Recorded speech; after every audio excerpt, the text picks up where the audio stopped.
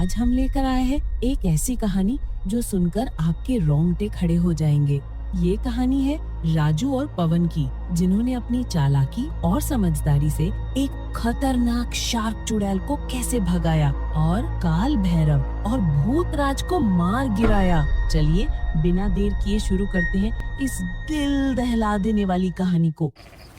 लाडू यार, मुझे बहुत डर लग रहा है। मोहन डर मत यार, मैंने गांव वालों से अच्छे से सुना था तालाब के पास जो गुफा है उसमें बहुत सारा सोना है। मोहन, यदि वो सोना हमें मिल जाएगा तो हम बहुत अमीर हो जाएंगे। लाडू, मैंने सुना था तालाब के पास शार्क चुड़ैल भी रहती है और जो भी तालाब के पास जाता है उसे वो मार के खा जाती है।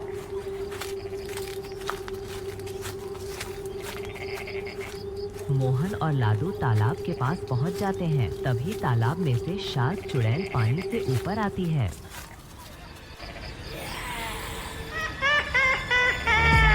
मुझे बहुत भूख लगी है। अरे लाडू, तू भाग, तेरे पीछे शार्क चुड़ैल आ गई। शार्क चुड़ैल मोहन को खा जाती है और लाडू को बोलती है, अब तुझे भी खा जाती हूँ। तुझे मुझसे कौन बचाएगा?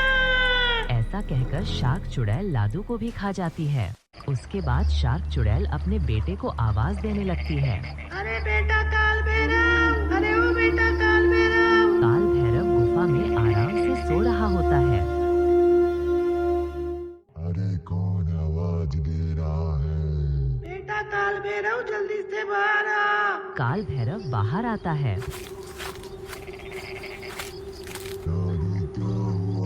बेटा, खाने का टाइम हो गया। जा गांव से खाने के लिए मनुष्य को पकड़ ला और जाते जाते तेरे भाई को भी ले जाना। ठीक है, मैं भैया को भी ले जाऊंगा। अब दोनों भाई गांव की तरफ जाने लगते हैं।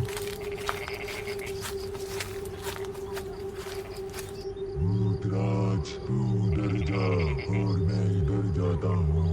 ठीक है भाई, मैं उधर जाके मनुष्य को पकड़ के लेके आता हूँ। दोनों भाई इधर उधर चले जाते हैं। अरे तू जल्दी से दरवाजा बंद कर। अरे आप इतने घबराए हुए क्यों हो? अरे बाहर भूतराज आ गया है, तू जल्दी से दरवाजा बंद कर, नहीं तो वो पकड़ के ले जाएगा। गीता भूतराज नाम सुनते ही दरवाजा बंद कर देती है। दरवाजा खोल, अरे दरवाजा खोल। भूतराज, तू यहाँ से चला जा, मैं दरवाजा नहीं खोलूंगा।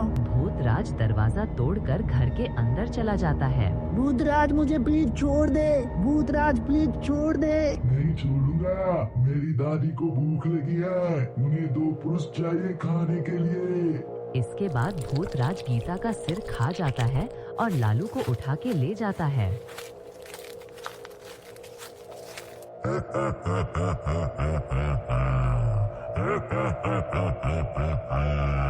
तुझे मुझसे कौन बचाएगा?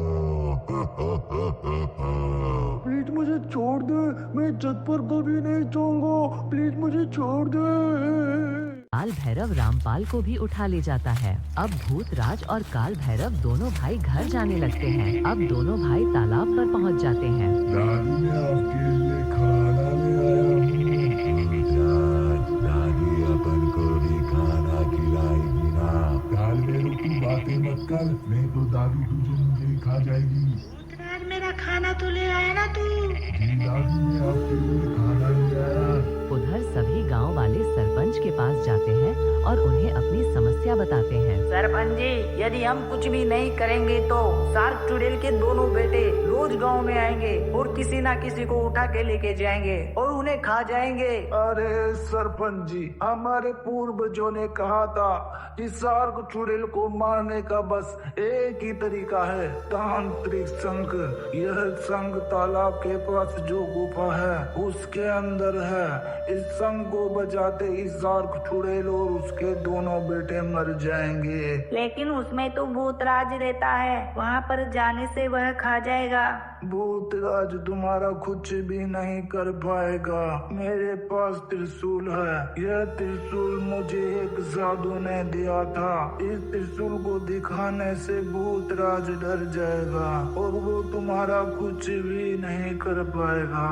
गांव के 2 व्यक्ति राजू और पवन गुफा में जाने के लिए तैयार हो जाते हैं। मैं जाऊंगा उस गुफा में और उस तांत्रिक शंख को बजाकर उस शार्क चुड़ैल और उसके दोनों बेटों को मार दूंगा। मैं भी जाऊंगा राजू के साथ और उस शार्क चुड़ैल को मार दूंगा। राजू और पवन तालाब की तरफ जाने लगते हैं।